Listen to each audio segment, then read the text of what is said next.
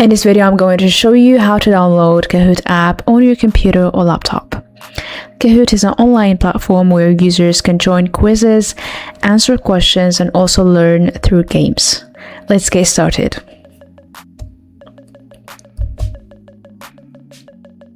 Open Microsoft Edge and search for kahoot.com.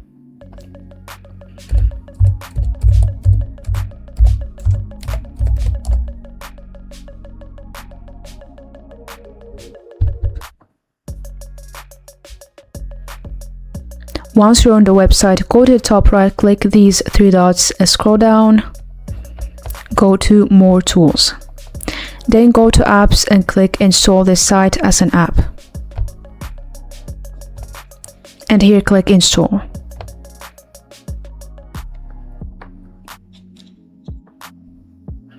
This is how you can download Kahoot app on your computer or laptop. If you found this video helpful, make sure you drop a like and subscribe. Thank you for watching.